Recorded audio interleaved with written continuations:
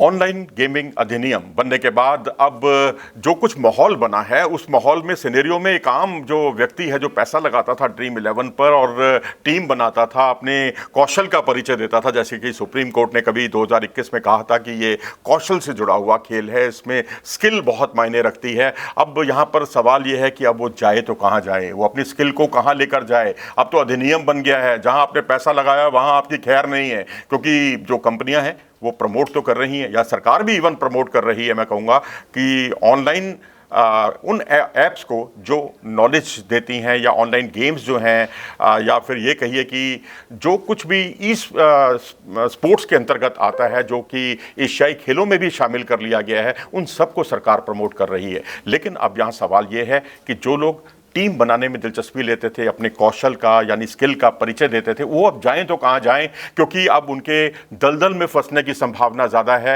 अब अगर वो जाते हैं कहीं सट्टेबाजी में शामिल होते हैं, जो कि इलीगल है, उस पर आपको सज़ा हो सकती है और आप पकड़े जा सकते हैं।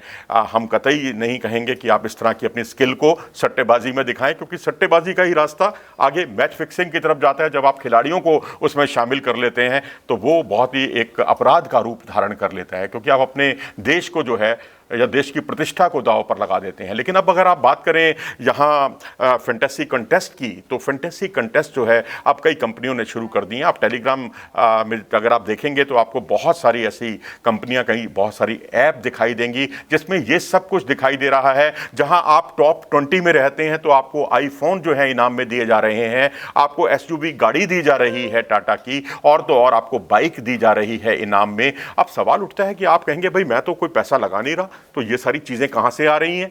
भाई ये एक नया खेल है, एक नया खेल शुरू हो गया है, और फ्री कंटेस्ट जिसे आप बोलते हैं, और फ्री कंटेस्ट के अंतर्गत खिलाड़ी जो है, खिलाड़ी का मतलब हम जैसे लोग हैं जो उसमें भाग लेते हैं, और उसमें आप टीम बनाते हैं। द 100 को अभी आधार बनाया गया है, और भी तमाम लीगों को इसका आधार बनाया जाएगा, और धनराशि का जहाँ तक सवाल है वो विज्ञापनों से जुटाई जाएगी, ऐसा कुछ प्रयास किया जा रहा है। लेकिन जो जनता से पैसा आता था वहाँ इंटरेक्शन कहीं हुआ तो फिर आपकी भी खैर नहीं है और उन कंपनियों की भी खैर नहीं है, क्योंकि वैसे भी अगर आप देखें तो जो ड्रीम 11 है उसमें 300 कर्मी, जो सक्रिय कर्मी जो जुटे हुए थे, फुल टाइम जो काम कर रहे थे।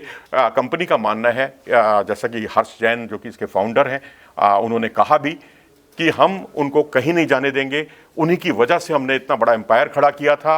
अब ये हमें दोबारा से चैलेंजिंग स्थितियों में हमें एक विशिष्ट पहचान देंगे, और हम इन्हें कहीं नहीं जाने देंगे। और 2 साल तक हमारे पास पर्याप्त पैसा है, और 2 साल तक हम अपने बिजनेस को एक नए आयाम तक पहुंचा देंगे। हालांकि 90 से 95% जो है इनका बिजनेस बुरी तरह से प्रभावित हो गया है ऑनलाइन गेमिंग अधिनियम बनने के बाद। लेकिन सरकार की जो नज़रें हैं इन पर बहुत पहले से बनी हुई थी, क्योंकि 2021 में जब सुप्रीम कोर्ट ने कहा था कि आपका खेल जो है एक कौशल से जुड़ा हुआ खेल है, स्किल से जुड़ा हुआ खेल है, तो उसके 2 साल बाद ही सरकार ने 25 ऐसी कंपनियों पर को प्रतिबंधित कर दिया था। 25 ऐप जो है पूरी तरह से बंद कर दी थी, और इसी साल 5 और ऐप जो हैं इस तरह की उसे प्रतिबंधित कर दिया गया। तो जाहिर सी बात है कि सरकार ने अपनी मंशा से पहले ही इन्हें अवगत करा दिया था। लेकिन अब जो कुछ सिनेरियो बन रहा है, जो कुछ स्थितियां बन रही हैं, उसको देखते हुए बहुत साफ है कि अगर आप इसके पुराने खिलाड़ी हैं, यानी आप ऑनलाइन पर टीम बनाने के इच्छुक हैं, तो आप फ्री कंटेस्ट में भाग ले सकते हैं। लेकिन विदेशों में होने वाले जो कंटेस्ट हैं जहां पैसा लगाया जाता है, उसमें आईटी, जो भारत सरकार का आईटी विभाग है, उसकी नज़रें आप पर हमेशा बनी रहेंगी। अपनी राय दें इस बारे में कमेंट सेक्शन में जाकर। नमस्कार।